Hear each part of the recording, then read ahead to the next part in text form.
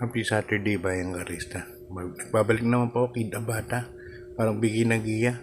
Ngayong March 21, 2026, araw ng Sabado. At ang start time natin, na stress ng hapon. Meron po tayong 8 races, no?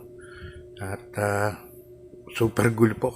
Kada karamihan po, puro tatlong tipo ang ginawa ko dahil ang daming entries.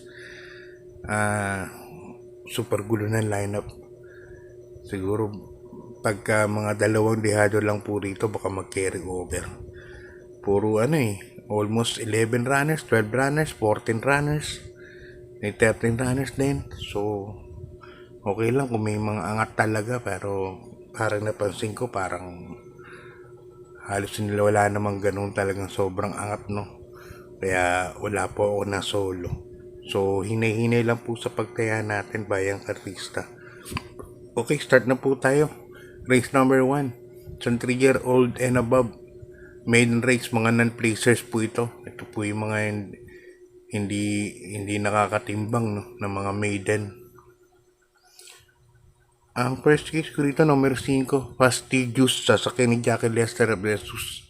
Ganda yung numero, nakaraan, naiwan po ito Kalaban sila Sultan Bell, Speed of Sound. So ngayon tingin ko last to enter to, baka maasabay ito. Kaya tingin ko yan ang first case ko. Ang aking second choice naman, numero 3, Top Line, sa ni Charles Reyes. Yan to, medyo magandang kabayo, kaya lang galing ng galing ng bakasyon. So, tingin ko may panalo. Kaya dito 5-3 po ako para sa race number 1. Yung malalaman tingin ko rito, numero 1, Baron of Sipokot. Tingnan ko yung vicious nito, naiwan pa rin Mga isang segundo higit. So, Martida po ito. Excuse me po.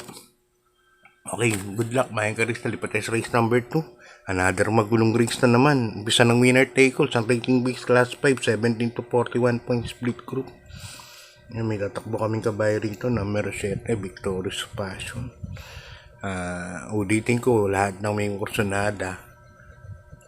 Isama sa rota. Kung hindi naman, okay lang din. So, dito, numero 1, may star ako. Sa kinitan El Caminera to, pag sinalikwat to, tingin ko, walang sabit. Kaya lang, alam naman natin, papabaan. So, yan ang first choice ko. Pero pag nilabas, tingin ko lamang.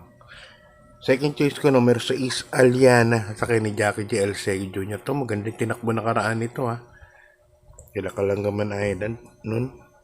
Third choice ko, numero 4, Leader of the Band, sa ni Jackie Ace Aguila. Okay, good luck. Bayang Karista, lipat tayo sa race number 3. Isang rating base class 4, 42 to 56 point split group. At dito meron tayong 12 runners, Bayang Karista.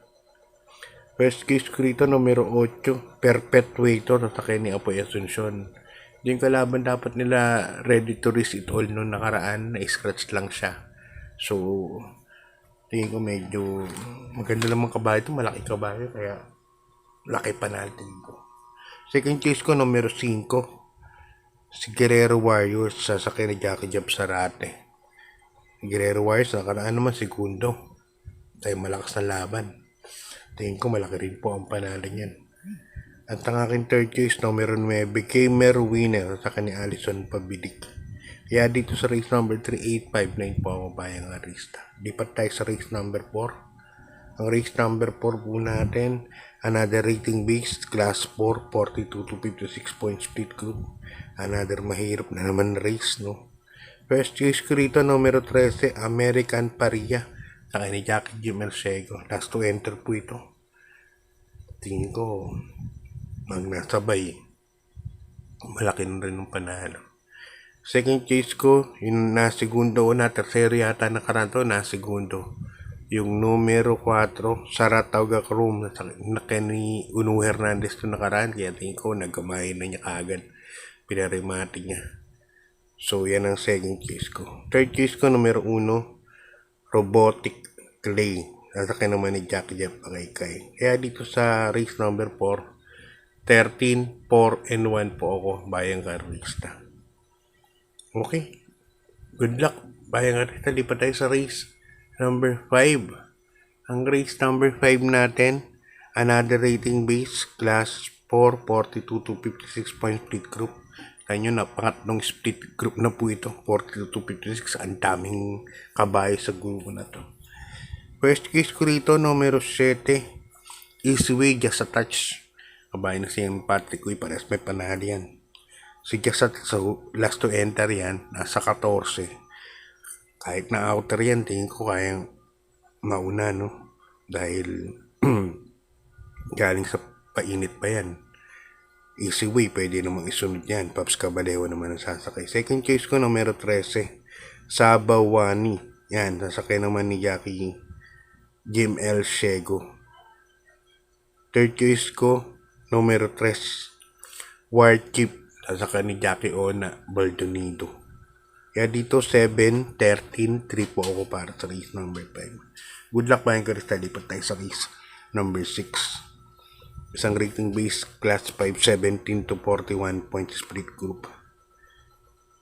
At nakita nyo naman lahat 37 ang rating base, ang rating points niyan. So isa na lang, 36 na, alam naman natin.